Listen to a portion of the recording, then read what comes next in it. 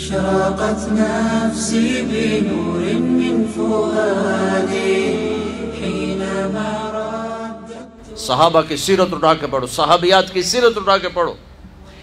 ایک خاتون، یا رسول اللہ میں آپ سے شادی کرنا چاہتی ہوں، یا رسول اللہ میں آپ سے شادی کرنا چاہتی ہوں. تو صحابیہ کروڑوں رابعہ بصری قربان کی جائیں صحابیہ پر.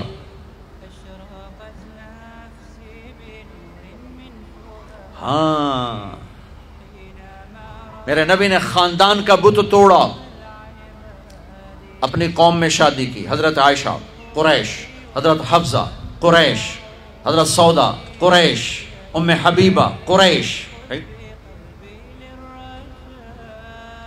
ام حبیبہ دشمن خاندان سے، بنو امیہ، ابو سفیان کی بیٹی، ابو سفیان دشمن، اس کے گھر شادی کی. اس بت کو توڑا ہے. پھر قریش سے باہر نکلے عرب، میمونہ رضی اللہ تعالیٰ، ہلالیہ، جویریہ رضی اللہ تعالیٰ، بنو مستلق، زینب بنت جہش قریش، زینب بنت خزیمہ قریش، ام سلمہ قریش. باہر نکلے. میمونہ ہلالیہ قریش سے باہر، جویریہ بنو مستلق قریش سے باہر. پھر ایک قدم آگے عربوں کے باہر شادی کی، یہودیوں میں حضرت صفیہ، یہود، بنو قریظہ. آپ جانتے تھے کہ میری امت یہ بت کھڑے کرے گی، یہ بت کھڑے کرے گی. بچیاں بوڑھی ہو جائیں گی، کہیں گی بس راجپوت ملے گا تو کریں گے نہیں تو نہیں، میمن ملے گا تو کریں گے نہیں تو نہیں، شیخ ملے گا تو کریں گے نہیں تو نہیں. یہ پتہ نہیں کتھوں آ گئے جٹ باٹ ناٹ کتھوں کٹھے ہو گئے. قومیں تو پہچان کے لیے ہیں، نہ کہ ان دیواروں کو کھڑا کرنے کے لیے. پھر اپنی بچیوں کو سنو. میرے نبی نے حضرت زینب کا رشتہ کیا، ابو العاص بنو امیہ، دشمن خاندان. حضرت رقیہ،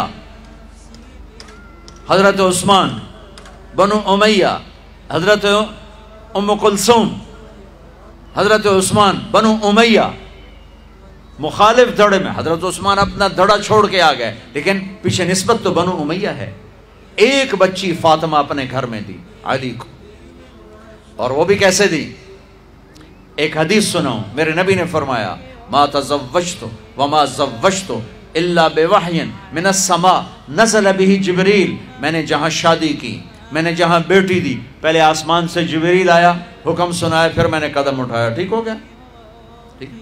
اب حضرت علی رشتہ لے کر آئے، رشتے کا پیغام لے کر آئے، اور آ کر چپ کر کے بیٹھ گئے. آپ نے فرمایا، آپ کو تو پتا تھا علی کیوں آئے بیٹھے ہیں.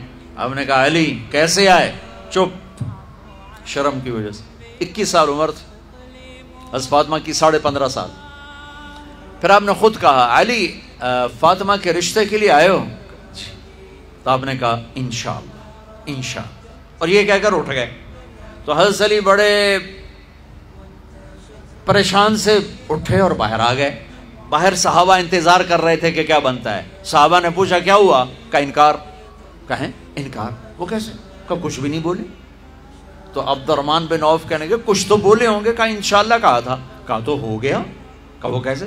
کہا نبی کا انشاءاللہ ہاں ہوتا ہے. اچھا اب یہ انشاءاللہ کیوں کہا؟ یہ کیوں نہیں کہا کہ ہاں ہو گیا؟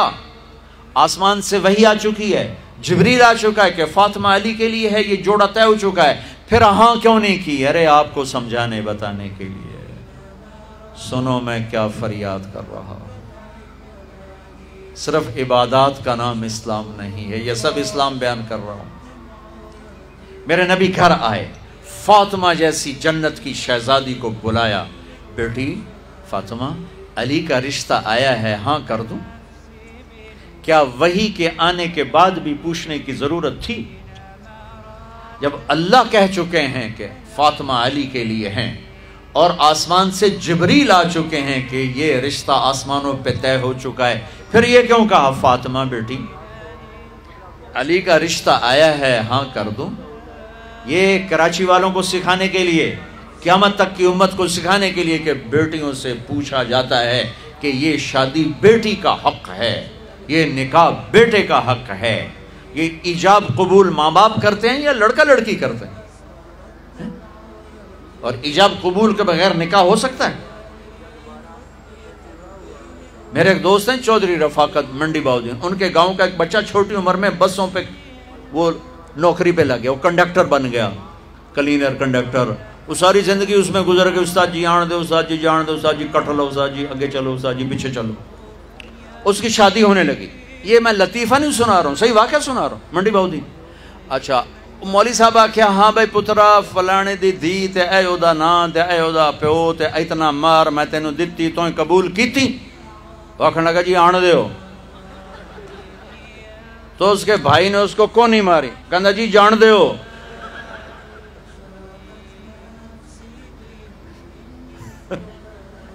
وہ سمجھا شاید یہ بھی آن دیو تو جان دیو، کٹ لو تو کر لو. ایجاب قبول کتنے ضروری لفظ ہیں کہ جب تک لڑکی لڑکا یہ نہیں کہیں گے نکاح نہیں ہوگا. یہ ماں باپ کا حق ہے، یہ بچوں کا حق ہے. تو آج ماں باپ کیوں ظلم کرتے ہیں کہ زبردستی اپنی مرضی کی شادی مسلط کرتے ہیں. اللہ کرے ہماری اولاد ہماری مرضی پہ شادی کرے. بچوں سے کہتا ہوں ماں باپ کی مرضی کی شادی کرو، ماں باپ کی مرضی کی شادی کرو، ماں باپ کی مرضی کی شادی کرو. میں تمہیں بغاوت کی راہیں نہیں دکھا رہا، لیکن جو ماں باپ جبر کر رہے ہیں میں اس کے سامنے ہاتھ جوڑ رہا ہوں، اس کے سامنے ہاتھ جوڑ رہا ہوں کہ واقعات سن سن کے دیکھ دیکھ کے میرا کلیجہ پکا ہوا ہے. میں اس لیے بول رہا ہوں یہ وہ مضامین ہیں جو نئی ممبر سے بیان کیے جاتے. میں بول رہا ہوں کہ یہ میرے معاشرے کی دکھتی ہوئی رگیں ہیں. توفيقك اليوم اعتمادي يا إله